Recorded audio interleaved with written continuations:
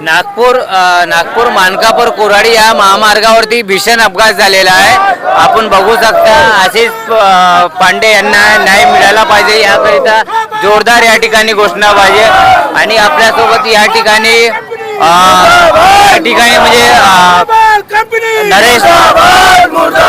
म्हणजे नरेश बर्डेजी देखील आहे, विक्रमजी गोलबंसी देखील या ठिकाणी उपस्थित आहे। आपण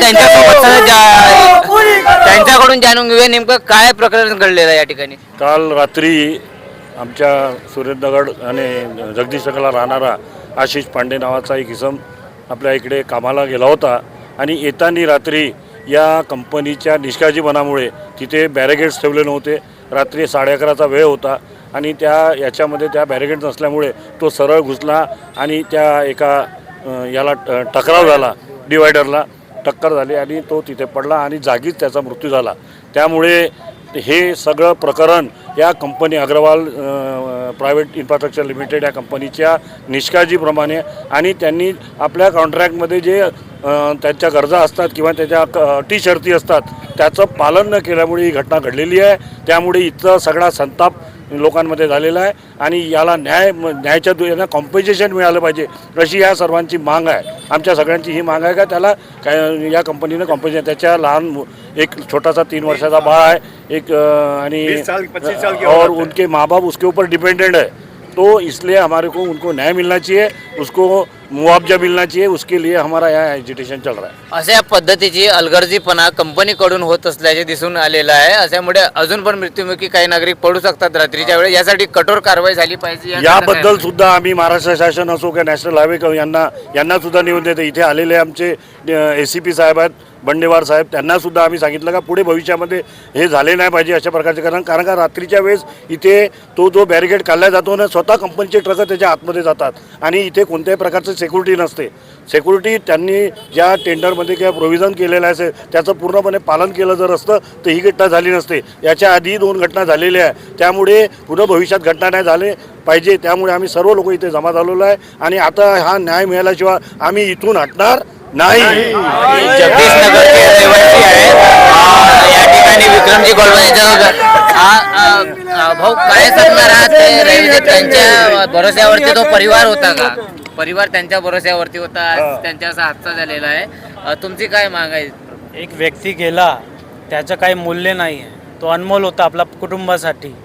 तो 11:30 वाजता तो आशिष पांडे नामक व्यक्ती पांजरामधून काम करून आपल्या घरी परत होता, तिथे बॅरिकेड लागले नव्हते, त्याच्या जागी कोणी असता तर मृत्युमुखी पडला असता।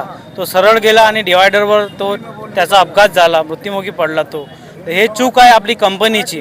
कंपनी जेव्हा कोणतं काम करते, रोड बनवते, तर त्याची सेफ्टीची जिम्मेदारी, नागरिकांची सेफ्टीची जिम्मेदारी त्या कंपनीवर असते।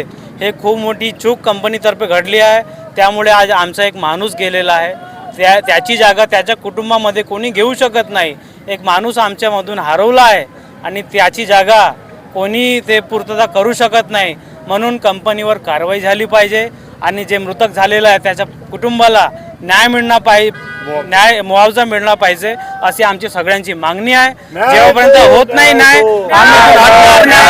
आम्ही त्याला न्याय दिलवण्यासाठी ते उभे आहोत। म्हणून आपल्याला आपल्या वतीने आपल्या चॅनलच्या माध्यमातून आम्ही विनंती करतो त्या कंपनीच्या मालकाची तर यांना न्याय द्यावा। कंपनीच्या कुठल्या अधिकाऱ्यांसोबत संवाद झालेला आहे? आता संवाद झालेला आहे, ते इथे जे GM आहे त्यांच्याशी ते येते, त्यांच्याशी बोलण्यासाठी आता आम्ही थांबलो।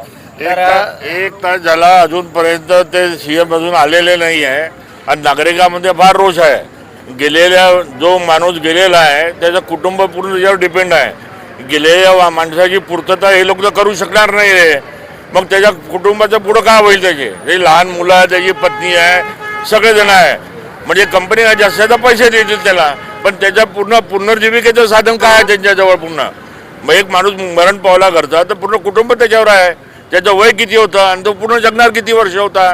सगळं ते कंपनीने शासनाने पाहून त्याचा सगळा मुआवजा दिला पाहिजे त्याला आणि ही घटना पुन्हा झाली नाही पाहिजे। याची पुनरावृत्ती नाही झाली पाहिजे, याच्यावर कारवाई केली पाहिजे पुन्हा।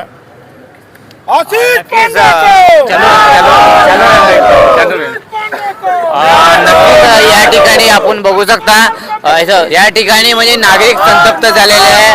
मुर्दाबादचे नारे या ठिकाणी लावण्यात आलेले आहे. न्याय मिळायला पाहिजे असे देखील या ठिकाणी मागणी होत आहे. हिंद भारत डिजिटल करिता मी श्याम देशमुख.